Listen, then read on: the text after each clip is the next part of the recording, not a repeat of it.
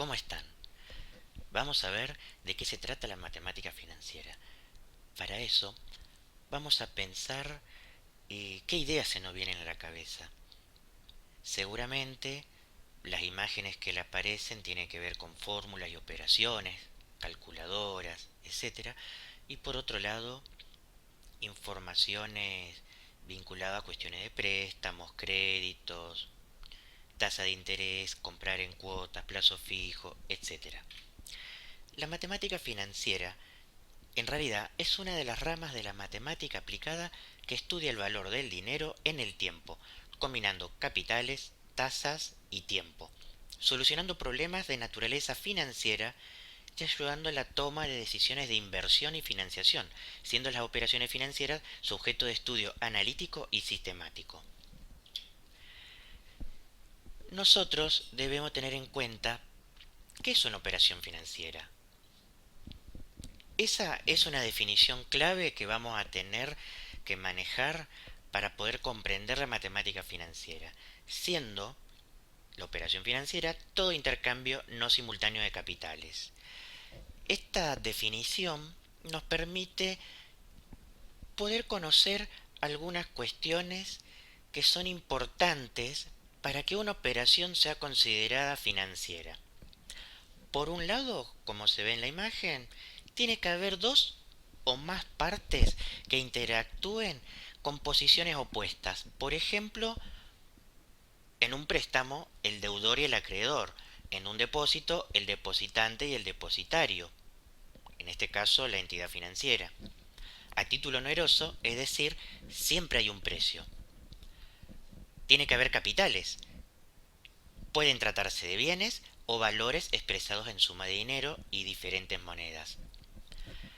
Y la operación financiera debe realizarse de manera tal que no sea simultánea. Es decir, en el intercambio de capitales es necesario el transcurso de un tiempo, produciéndose el reemplazo de un capital por otro en un momento distinto. Por ejemplo, cuando nosotros estamos ante la venta de un ticket aéreo de contado, eso no constituye una operación financiera. Pero si el precio se paga luego de transcurrido un cierto plazo, pagando un interés como importe adicionado por el periodo adicional, la operación adquiere el carácter de operación financiera, básicamente cuando se paga con tarjeta de crédito. Por eso nosotros vamos a ver brevemente en esta imagen, que es del Banco de Santa Fe, una tasa de plazo fijo al día 15 de abril de 2020.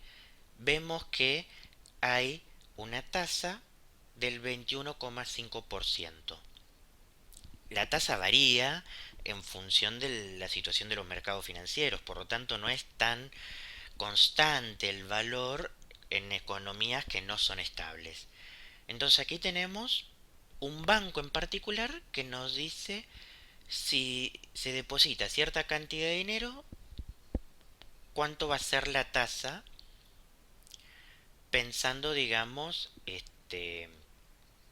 que también debemos tener en cuenta que el depósito a plazo fijo puede hacerse en 30 días, 90 días, un año, etcétera.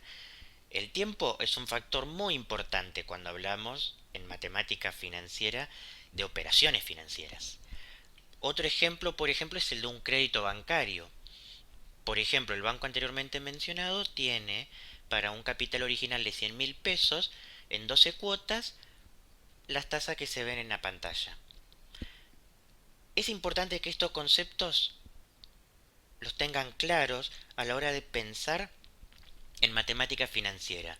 Aparece un intercambio que no se hace al mismo tiempo, aparece capital y obviamente, digamos, cuando aparece esta cuestión del capital y que no se da en el mismo tiempo, es porque nosotros vamos a necesitar de alguna manera algunas garantías. Es decir, si yo le doy al banco dinero para guardar en un plazo fijo y yo espero por lo menos determinado interés.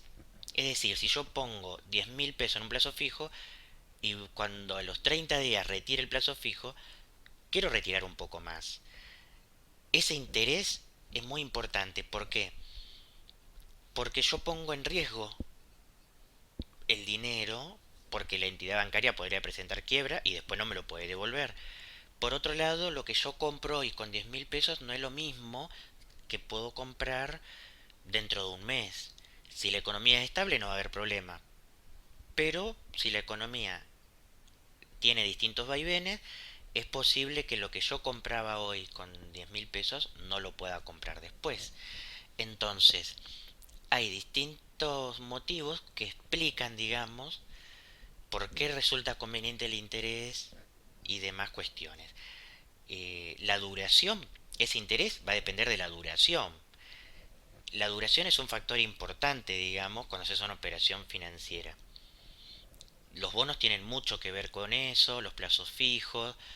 El tiempo es fundamental para poder entender cómo varían las tasas de intereses y qué es lo que ocurre con ese capital. Si ganamos capital o perdemos capital. Bien, entonces, nosotros, ¿qué vamos a tener que tener en cuenta en este marco? La teoría del interés. Y hay un postulado fundamental en el campo financiero que dice, el capital aplicado a una operación financiera crece con el transcurso del tiempo. Es un postulado básico. Por ahora, llegamos hasta acá. Muchísimas gracias. Hasta luego.